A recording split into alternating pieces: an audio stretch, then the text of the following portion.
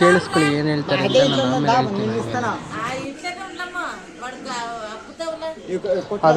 ಆದಷ್ಟು ಈ video share ಮಾಡಿ. ನಾವು ಮೋಸ ಹೋಗಿರೋದ್ರಿಂದ ಯಾರು ಹೋಗ್ಬೇಡ್ದು ಅಂತ ಈ ವಿಡಿಯೋ ಮಾಡ್ತಾಯಿದ್ದೀನಿ. ಮಾಡಿರೋದು ಆಗ್ತಾಯಿದ್ದೀನಿ. ಅವ್ರು ನಮಗೆ ಕೊಡ್ಬೇಕಾ ನಾವು ಅವ್ರಿಗೆ ಕೊಡ್ಬೇಕಂತ ಗೊತ್ತಾಗ್ತಿಲ್ಲ. ನಮ್ಮನ್ನೇ ನಾಯಿ ಥರ ನೋಡ್ತಾ ಇದ್ದಾರೆ ಅವರು. ಬಾಡಿಗೆ ಕೇಳಿದ್ರೆ ಕೊಡ್ತಾಯಿಲ್ಲ. ಕುಡಿದ್ಬಿಟ್ಟು ನೋಡಿ, ಎಷ್ಟು ಕುಡಿದ್ಬಿಟ್ಟು ಯಾವಾಗ ನೋಡಿದ್ರು ಬೆಳಗ್ಗೆ ಸಾಯಂಕಾಲ ಕುಡ್ಕೊಂಡೇ ಬಂದಿರ್ತಾರೆ. ತಿರ್ಗಾ ನಾವು ಕೇಳಿದ್ರೆ ನಮಗೆ ಬೈತಾರೆ. ದುರ್ನಾತ ಹೊಳಿತಾ ಇರುತ್ತೆ. ಮನೇಲಿ ನಿಂತ್ಕೊಂಡು ಇರೋದ ಓದೋಡಿಸ್ಬಿಡೋಣ ಅಷ್ಟು ಕೋಪ ಬಂದುಬಿಡುತ್ತೆ. ಆದರೂ ಏನೂ ಮಾಡೋಕ್ಕಾಗಲ್ಲ ಅಂತ ಸುಮ್ಮನೆ ಒಂದು ಹತ್ತತ್ರ ಅಂದ್ರೂ ಒಂದು ವರ್ಷದ ಮೇಲಾಯಿತು. ಇವರು ಒಂದು ಸತಿ ಬಂದು ಇದೇ ಥರ ಇವಾಗ ಅದು ಓಡೋಗಿರೋ ವೀಡಿಯೋನೇ ಹಾಕಿರೋದು. ಮತ್ತು ಮನೆ ಹತ್ರ ಬರ್ತಾರೆ ಅಂತ ನೋಡಿದ್ರೆ ಬಂದಿಲ್ಲ.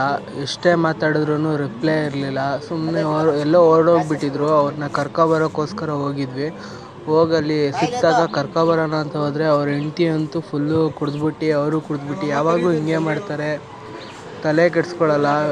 ಇದು ಬಾಡಿಗೆ ಕೇಳಿದ್ರೆ ರಿಪ್ಲೈ ಇರಲ್ಲ, ಕೊಡೋದಿಲ್ಲ, ಸುಮ್ಮನೆ ಜಗಳ ಮಾಡ್ತಾ ಇರ್ತಾರೆ. ನಮ್ಮ ಮೇಲೇ ದರ್ಬಾರ್ ತೋರಿಸ್ತಾ ಇರ್ತಾರೆ. ಎಷ್ಟೇ ಬಾಗ್ಲು ಹತ್ರ ಹೋಗ್ಬಿಟ್ಟು ಕೊಡಿ ಅಂತ, ಇವತ್ತು ಕೊಡ್ತೀನಿ ಯಾವತ್ತು ಕೊಡ್ತೀನಿ ಅಂತ ಅಂದ್ಬಿಟ್ಟು ನಾಟಕ ಮಾಡ್ತಾಯಿದ್ರು. ಅದರಿಂದ ನಾನು ವೀಡಿಯೋ ಮಾಡ್ಕೊಂಡಿದ್ದೆ ಒಂದು ಸತಿ. ಅವರು ಇವಾಗಲೂ ಅಷ್ಟೇ ಬಾಡಿಗೆ ಅಂದರೆ ಮನೇಲಿಲ್ಲ, ಅವರು ಎಲ್ಲ ಓಡೋಗಿದ್ದಾರೆ. ಅಂದರೆ ಕೊಡ್ತೀನಿ ಅಂತ ಹೇಳ್ಬಿಟ್ಟು ಎಲ್ಲ ಓಡೋಗ್ಬಿಟ್ಟಿದ್ದಾರೆ, ಬಂದಿಲ್ಲ. ಅದಕ್ಕೋಸ್ಕರ ನೀವು ವೀಡಿಯೋ ಮಾಡ್ಕೊಂಡಿರೋದು ಇವಾಗ ಆಗ್ತಾಯಿದ್ದೀನಿ ಆ ವೀಡಿಯೋ.